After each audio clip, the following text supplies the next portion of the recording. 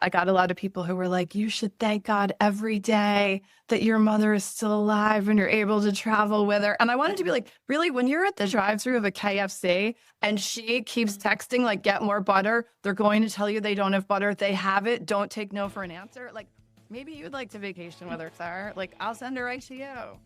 Good luck with that. And I hope you like IHOP.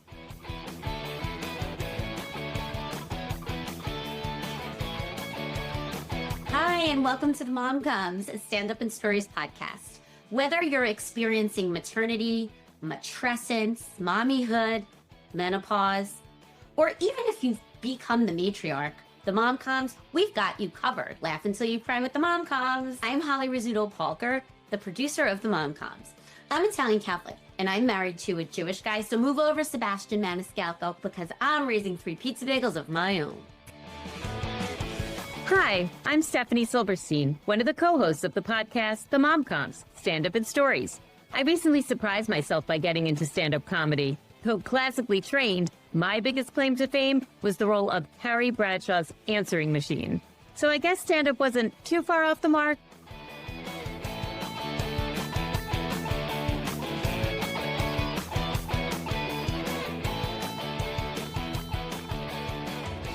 Welcome to the show, Liz. We're so excited to have you on as a guest today. Thank you for having me. I'm excited to be here. It's great to see you both. So today we have Liz, one of our Mom Coms, on the show. Liz Alterman is an award-winning author whose work has appeared in the New York Times, the Washington Post, and multiple other outlets. She's a frequent contributor to McSweeney's, where her humor pieces have made the top 25 of the year list twice. That's awesome, Liz. Thank you. I have to say, it came after years of rejection. Very kind rejections, but rejections nonetheless. So we need to hear about that. Now I'm clinging to that. So Liz is thrilled to give stand-up a try so she can make fun of her family for a wider audience. Okay. Well, Liz, what made you choose this essay that you're going to read, and then tell us the title, and then let's hear your amazing read of it. Oh, you're sweet. Okay. Well, thanks for asking. I wanted to choose an essay that kind of appeals to our audience, people who are kind of caught between aging parents and raising their kids. And when I wrote this originally, it was as a cathartic piece that I was doing for myself to process this trip that went in a way that I never could have anticipated. Thankfully, we arrived home safely, but it was not the relaxing vacation that I thought it would be. And after it was published, I started getting emails from my editor saying, like, hey, I don't know if you're following this, but this thing is going viral and people have strong opinions about it. And so that in a way, it made me feel better. Of course, with the internet, not all comments are kind, and we can certainly talk about that later. I can't wait for our audience to hear it because it is super funny. Thank you. It was originally appeared on Insider.com in 2023. So take it away, Liz. Thank you, Holly. Okay, so it's called I Booked a Multi-Generational Vacation to Bring My Mom and Kids Closer, and wow, did it backfire. Here we go. When I booked a short spring break vacation, I thought of this trip as a chance for my 80-year-old mom to bond with my sons, ages 21, 17, and 15. I envisioned us trading New Jersey's gloomy gray skies for the warmth of South Florida and enjoying relaxing beach days and casual but nice dinners together. Unfortunately, it didn't quite work out that way. Everyone had a different vision for this vacation, and spending lots of time together in a new setting proved a surefire way to get on each other's nerves.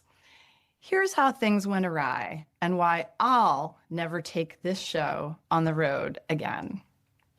Halfway to the airport, I got a glimpse of how this getaway might go when my mom asked, "My bag made it into the car, right?" It hadn't. We U-turned and found her luggage in our living room. She thought Sam, my oldest, was going to put it in the trunk while he claimed the car was locked, so he brought it inside and expected her to handle it from there. Nothing like a little finger pointing to get things off to a rollicking start. Still, we made it to the airport with ample time, which was good because my mom was flagged for attempting to smuggle water and a gallon of sunscreen in her carry-on. As we waited at the gate, she worried about an unattended bag nearby. "Do you know who owns this?" she asked strangers, determined to foil a terrorist as my sons popped their earbuds in and pretended we weren't related.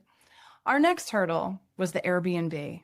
Since there were 5 of us, renting a house seemed more spacious and affordable than 2 hotel rooms.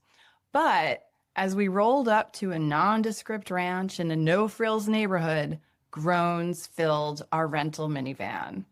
"This is it?" my mother gasped, as if she'd been promised a suite at the Four Seasons. Was the home I'd booked going to appear on $1 million listing anytime soon? No. Was it fine for 4 days? Yes. We'd barely put our bags down when I heard my mother dictating a text to one of my brothers. "Your sister got duped. She was completely fooled by the online photos. That's how they get you," she muttered before hitting send with a flourish. The same woman who was unimpressed by this freshly renovated $450 per night lodging insisted we get Kentucky Fried Chicken for dinner. Somehow, I'd blocked out my mother's passion for fast food.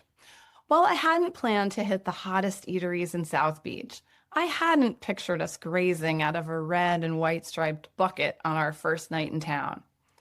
I went with it because I wasn't up for a battle. We'd barely finished our 16-piece family meal when Sam, a college sophomore, threw me a curveball. He had homework due in a few hours. He said the subject, differential equations, was nearly impossible. But luckily, he had a classmate in Miami willing to help. "So, is it okay if I go to her place? I'll submit the assignment, then we'll hang out. I'll be back sometime tomorrow." From the next room, my mom, who typically can't locate her hearing aids, heard loud and clear, "Miami," she bellowed. "Wasn't there just a shooting in Miami?" "This is America, Grammy," Ben, my 17-year-old said. "There are shootings everywhere." When I told Sam no and explained that we had plans the following day to see a Mets spring training game and then visit relatives, he pouted. "So moody," my mother tisked. I slipped away to a small bedroom for a moment of peace, only to have Ben follow me. Like a one-man Greek chorus, he whispered, "Can you believe how bad this vacation is going already? Grammy is obsessed with finding an IHOP because she has a gift card, and Sam thinks you're a jerk for not letting him party with his friends." Before I could answer, my mother screamed, "Are you two all right in there?" Her worrying seemed endless. Each time I parked the car, she was convinced I didn't understand how meters work. She fretted that I'd overpay for gas, warning that they charge more the closer you get to the airport. On our beach day, Ben battled to stay back at the Airbnb, claiming he wasn't in the mood for sand. "Just give me your Netflix password, and I'll be fine," he pleaded. "No," I barked, morphing into Clark Griswold, channeling his "it's a quest for fun" speech. "You can do that at home." We trekked to the ocean, stopping for sunscreen. "Don't even tell me what you paid for that," my mother sighed, still lamenting the tub she had confiscated at Newark Airport. As I waded into the Atlantic with Charlie, my youngest, the only one who was content to go with the flow, I contemplated swimming back to New Jersey. Looking forward to a vacation ending seemed as unnatural as refusing seconds at Thanksgiving, and yet that's where I was. I'd wanted us to create lasting memories, but all we were doing was stirring up bad feelings. When we strolled the boardwalk at lunchtime, my mom lagged 10 feet behind, while my sons strode 10 feet ahead. If a fellow pedestrian blocked her view of one of her grandsons, my mom panicked. "Where's Sam?" she yelled. "Sam!" "He's 6'2", I told her. "I don't think anyone can just run off with him anymore." Later that afternoon, Sam asked, "Can I please?" I braced for it. Was he going to beg to return to Miami, where he'd spent one night after his homework had been turned in and the visit to Florida relatives was complete? Was he going to say he wanted to go back to college early? "Can I please buy Grammy some edibles?" he asked. "She needs to chill, and she'll eat anything." Out of her regular environment, my mom did seem more anxious and critical. At random intervals, she'd point out things the Airbnb didn't have, as in, am I missing the onion goggles? Does this place really not have a dustbuster? Would it kill them to install a Murphy bed? Followed by a disgruntled pff. Again, I shot Sam down, explaining how edibles might not mix well with her current medications. Just an FYI, Ben said that evening, this is my last family vacation. I wanted to tell him not to be so ungrateful, that he was lucky to have gone on a trip with his family. But all I could think was, same dude, same. How had I thought I could keep everyone happy simultaneously? Should I have set some ground rules? Each person gets to choose an activity or restaurant and the rest go along with it happily? Should I have imposed mandatory toddler-style timeouts for everyone, including myself? Don't get me wrong, we had some laughs and plenty of French fries. As we packed up our rented minivan to head to the airport for our flight home, my mom took a long look at the Airbnb. I'd stay here again. How about you? I didn't have the heart to tell her this would never happen again. That was an amazing reading, Liz. I can see how you were chosen to be the voice for your book. Oh, well, thank you. That's still a bit of a sore spot for me. I don't know if I told you they had put it out to a couple of actresses. I don't want to name drop, but if either of these ladies had said yes, I would have been able to go back to everyone who made fun of my English degree and be like, woo! But then they said they were busy, and I get it. One was filming a show, so I know she's got a legit reason. After the recording, you'll tell us who the actresses are. I'll tell you. I'll give you the behind the scenes scoop. Yeah, tell us now. Tell us now. I'll tell you. They put it out to Tina Fey and Julia Louis-Dreyfus. Get out. Wow. I know. So, right? So I thought here I would have gone Get out. from rejection. I know. Exactly. And my Elaine like dancing, I was ready. Yeah. Thinking like, okay, that would. probably going to go on summer trip vacations together, you know. But Oh yeah. Knew better. You did it way better than either of those Totally. women could have ever done. thank you, Holly. Thank you. I'm gonna put a little something extra in your Easter basket for saying that. Thank you. Only if it's chocolate. Okay, well, let us start to find out some more about this essay from you, Liz. What made you choose this one? You do have a lot of funny essays. Oh, thank you. I love to write a humor essay. I feel like if you want to make something bad or laugh at it, like I try to find the funny in these situations. But I felt like since it struck a chord, I got a lot of comments. So many people were like, I had the exact same experience. I went on a cruise and I was ready to push my parents overboard. Like it was a lot of funny stuff. But then on the other side, I got a lot of people who were like, you should thank God every day that your mother is still alive and you're able to travel with her. And I wanted to be like, really, when you're at the drive-thru of a KFC and she keeps texting, like, get more butter, they're going to tell you they don't have butter. They have it. Don't take no for an answer. Like, maybe you'd like to vacation with her, Sarah. Like, I'll send her right to you. Good luck with that. And I hope you like I'm like, I didn't say I wasn't grateful. Yeah, I said this didn't go how it went, how I thought. Things can be true, right? Thank you. Thank you, Steph. Thank you, ladies. We need to get your mom on the podcast. Why didn't we think to do that for this? Would she No. come on? Can she bring her roast chicken in her pocket? I think she's picking up some Burger King right now. And the whole trip, like we would be just driving to the beach. And at one point, Ben was like, I think Grammy might have fast food Tourette's. Like she'd be like, Wendy's, Panera. Has anyone tried a Lone Star Steakhouse? Does anyone know what that is? And we're just like, we just had breakfast. Just like, I can still taste, like there are poppy seeds still in my teeth. No more talk. Liz, how did you get into comedy? It's like you're such a jack of all trades. You write in so many different genres. And I mean, I feel like it's been a secret. Like you've performed with us. You're like a little afraid to like publicize this funny bone.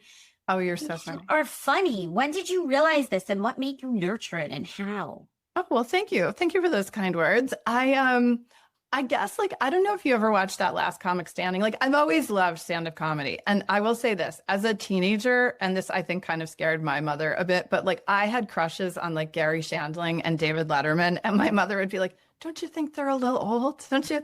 Just, that's kind of weird. At least it wasn't Andrew Dice Clay. That's true. That's true. I loved Gary Shandling. And right now, like, I would take lunch with, like, Larry David over George Clooney any day. Like, no comparison. I can see that. Yeah, I've always loved humor. Like is my favorite thing. And so a couple of years ago, I had a bad breakup with my literary agent. Like it was just, and the whole experience, like for months, it had been bad and it had been like slowly eroding my confidence and just my creativity. Like I just always had these negative voices in my head of every sentence I wrote was like, that's not good enough. That's not right. That's not, you're not, this isn't your audience.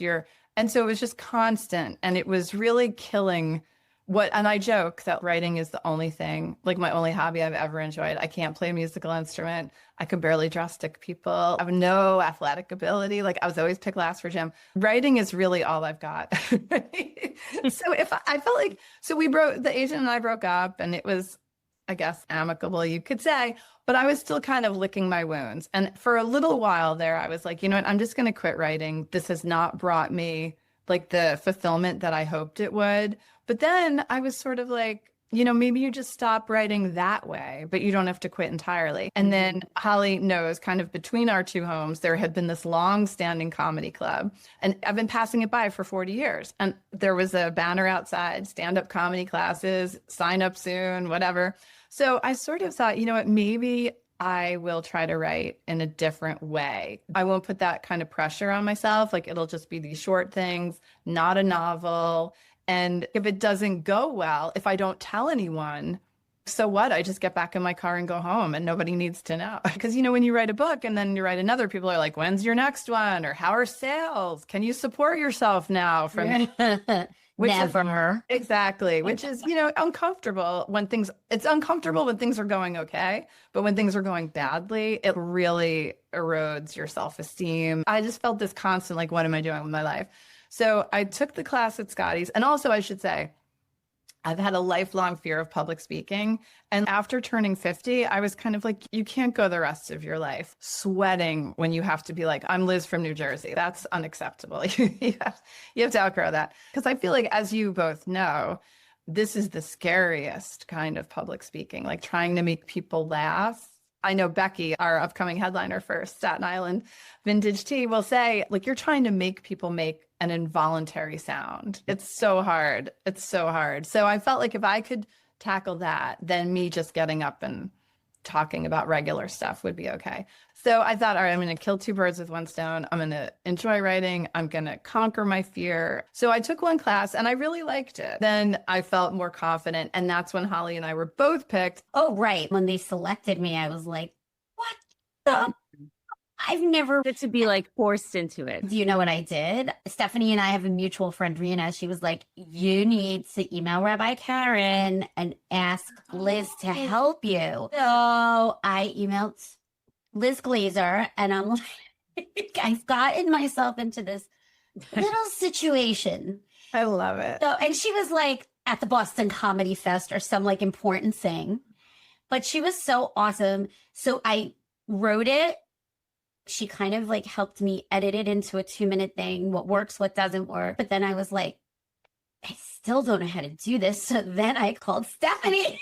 And Stephanie, if you don't know, is an amazing acting coach. She coaches so many of the young people that are on Broadway in our neck of the woods. And she's a teaching artist at the Paper Mill Playhouse. So she has quite the track record. So I was like, Steph, I don't know if an acting coach is what I'm supposed to hire, but can you help me with this 2-minute set? I love that. It takes a village. About the work that went into this 2-minute set. You would have thought I was preparing for like an Academy Award nominated like feature length. Got to start somewhere, Yeah, but it got me to runner up. It got me and Liz, you got to runner up, and that's how we started our friendship. Exactly. How do you decide on a topic and what makes it funny?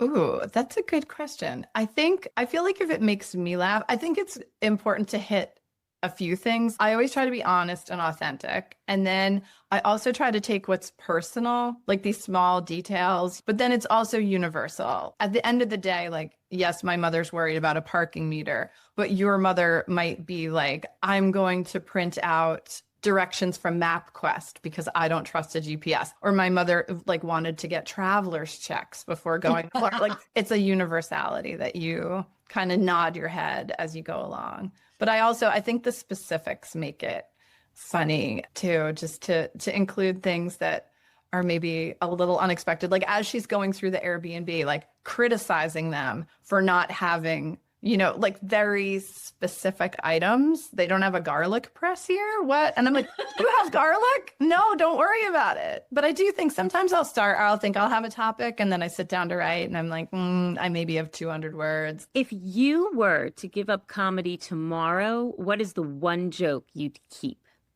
Oh, that's a great question. I do all sorts of writing, but when I'm not doing pet journalism, I also write suspense novels, just in case stand-up comedy isn't scary enough. And I've realized over time that my friends and family have become divided into two groups, those who are afraid I'm writing about them and those who hope I'm writing about them. Like take my niece, for example, she's 11, and she'll say to me, Aunt Liz, you write all those thrillers. Will you write a book about me someday? And I say to her, oh, honey, of course I will. Just as soon as you go missing. I like the dark, and like a lot of times people will be like, oh, but you seem really happy in real life. I'm like, no, I guess I'm working it out on the page, right? Yeah. It's the unexpected. I love it. Yeah. So that's one that I enjoy. Well, Liz, this has been such a wonderful conversation. This was super fun. This was so much fun. You may inspire me to write another essay. Julia and Tina, they're lost. I have nothing compared to you. I love them both. I love you, Tina and Julia. Yes. But you could write an essay on this podcast every week and we will read it because I had the best time listening to you. So thank you. You're so sweet. I just felt like if I had Julia Louis-Dreyfus read my memoir, like that would have been like put on my tombstone. That was just going to justify all of my life choices. I mean, I don't know if you can see it now, but back in the 90s, people were like, you look just like Julia Louis-Dreyfus. I've always loved her. And we love you, Holly, too. Let's say goodbye to Liz. Liz, it was so great having you as a guest. Thank you for having me.